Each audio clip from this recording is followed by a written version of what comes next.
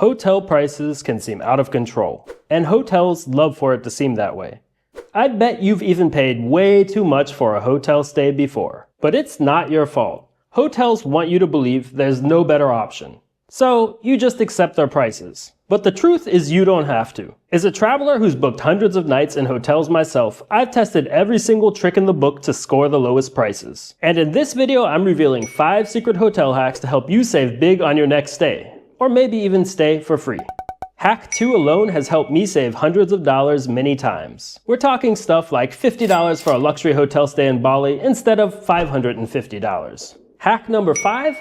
That one's even helped me stay for free. And that's just the start. Every single one of these hacks has saved me serious money, and they'll do the same for you. So let's go ahead and dive in.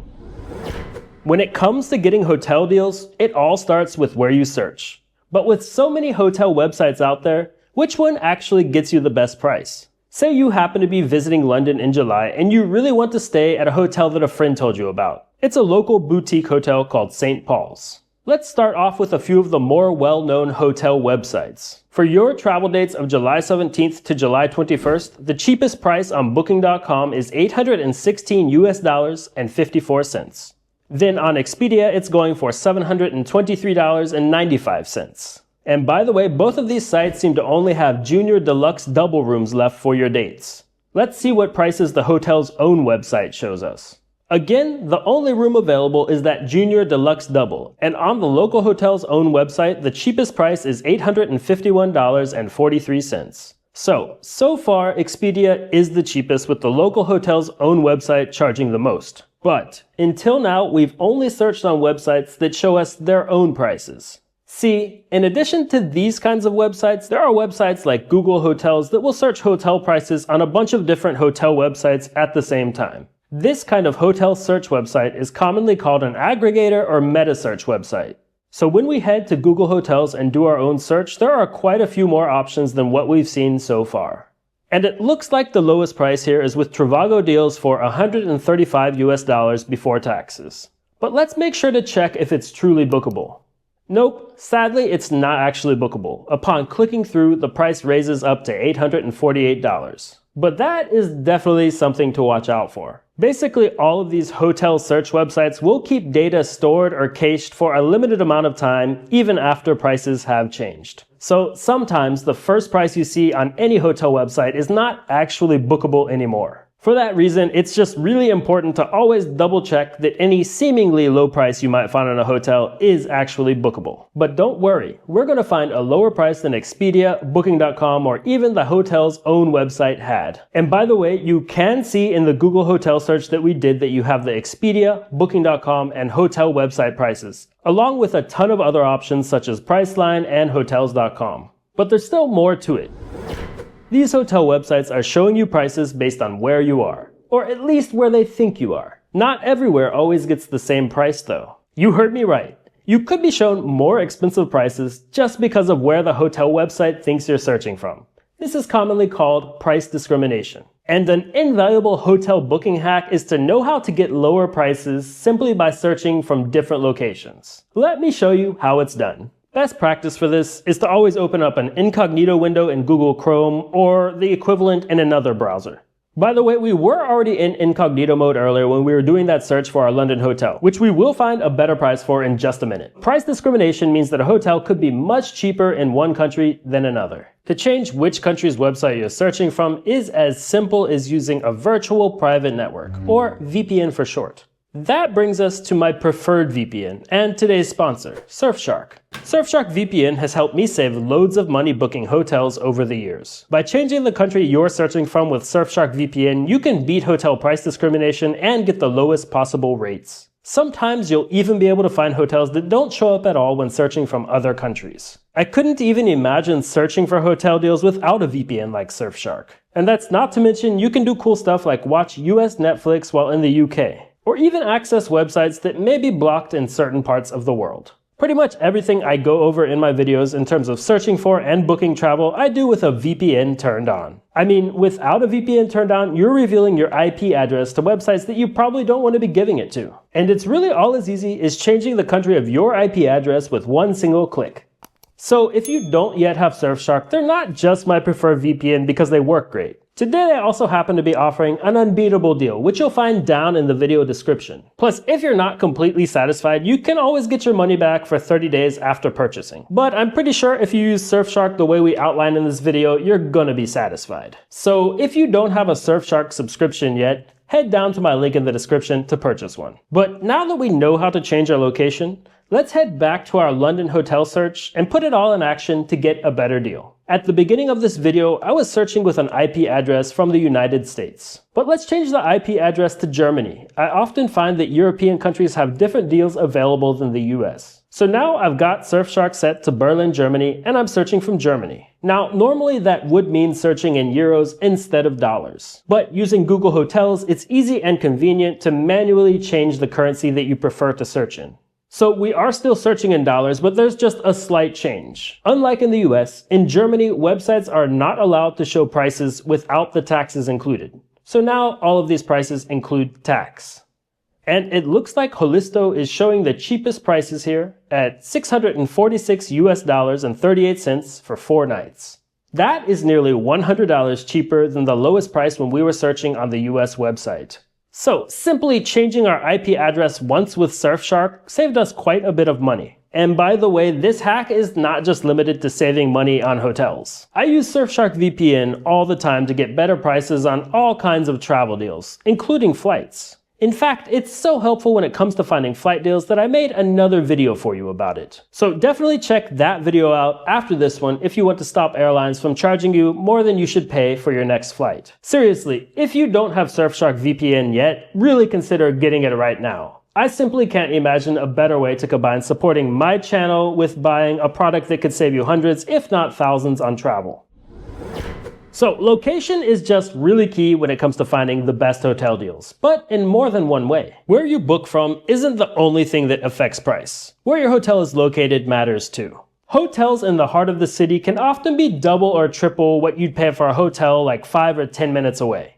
Think Times Square in New York City or the Champs-Élysées in Paris. Hotels in these kinds of places usually charge a lot more only due to their location. I've even personally tested out a fair amount of hotels like this. On top of their higher prices, I often find that the overall experience is just a little bit less interesting and sometimes the service isn't quite as good. So in a city like Paris or New York, it's really as simple as finding a place to stay with good public transport access, but a little bit of distance from any huge touristic area. Google Hotels makes this super easy to search for, by the way, with their map feature. Just type in the place you're searching for and you can easily look at hotels that fit your needs on the map. But even in places where public transport isn't that great, you can still save big and have a better experience by going just a little bit off the beaten path. Consider Bali, Indonesia for a moment. If you compare to Paris or New York, public transport in Bali really isn't that great. But you can still manage to get around on a cheap motorbike or using a rideshare app. But in some of the popular tourist areas of Bali like Nusa Dua or Ubud, you'll find luxury hotel after luxury hotel charging prices that go into the thousands.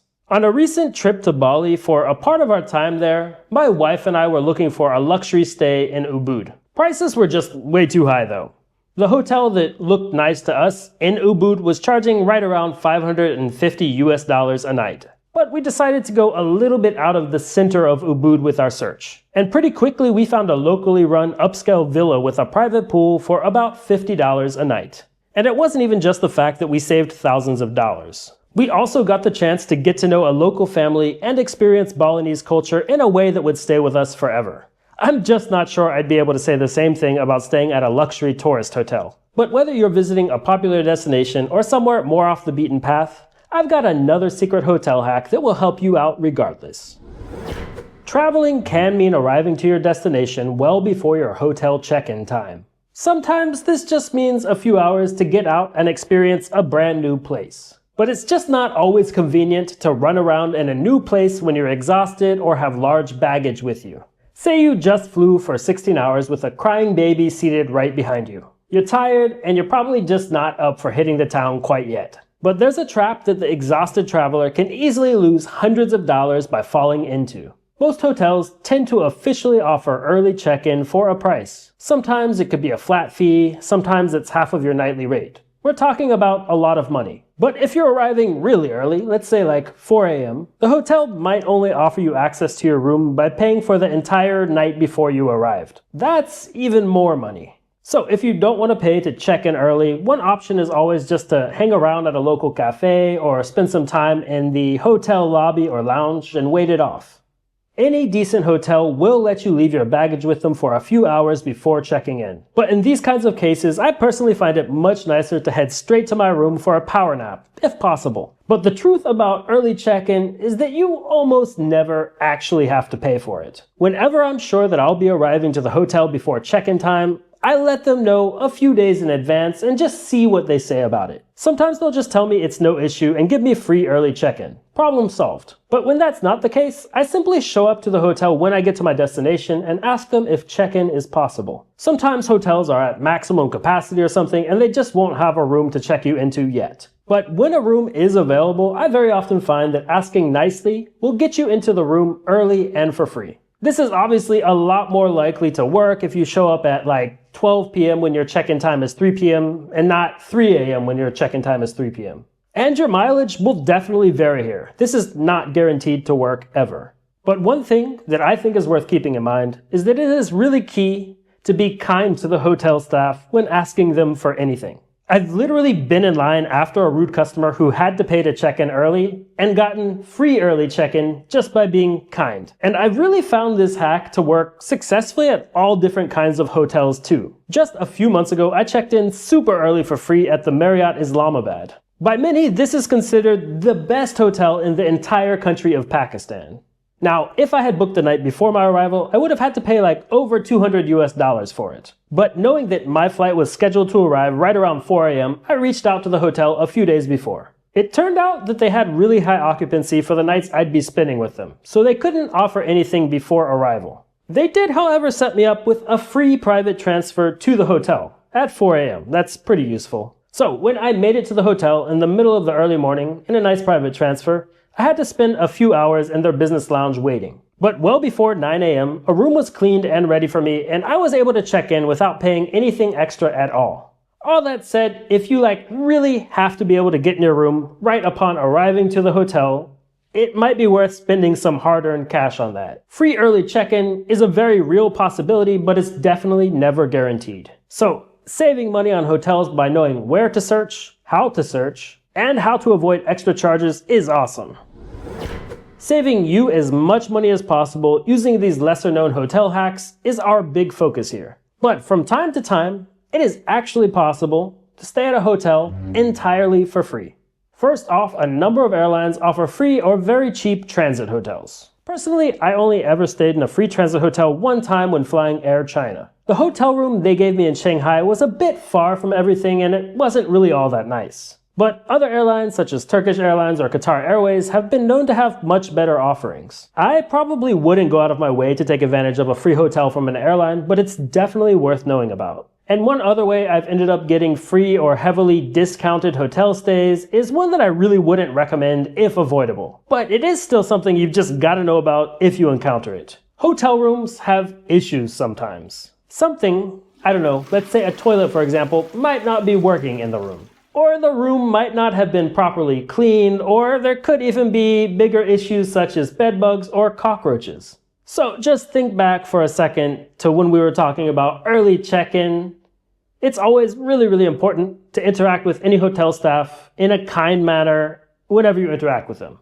But that in mind, it's up to you to report any issues that you find with a hotel room to hotel staff. When this kind of unfortunate stuff does happen, I find that pretty much any decent hotel will be accommodating to you. And if the problem is substantial, you'll often be offered a refund.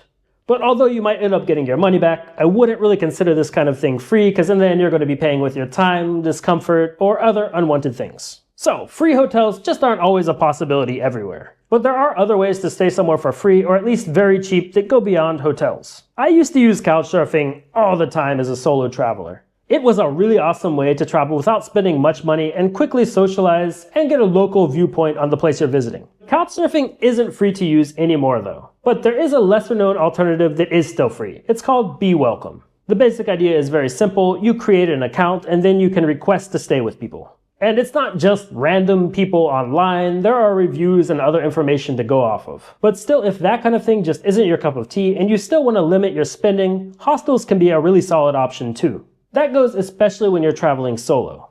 Like Be Welcome and Couchsurfing, staying in a hostel will usually turn out to be a more social experience. But if meeting new people and saving money are both priorities, then it's really a win-win situation. I've literally stayed at hostels for as little as like $2 or $3 US in countries like Morocco and Poland. And going back to Google Hotels, you can also search for hostels in Google Hotels. It's just as simple as setting your filter to hostels and you're off. But whether it's a luxury hotel or a hostel, these 5 hotel hacks will save you hundreds, if not thousands, on stays. Now that you know 5 hacks to scoring the best hotel deals, it does not have to stop there. I've got even more travel hacks that I've learned about over years and years of trial and error. So hit the like button and subscribe, and go book your next hotel stay for way less.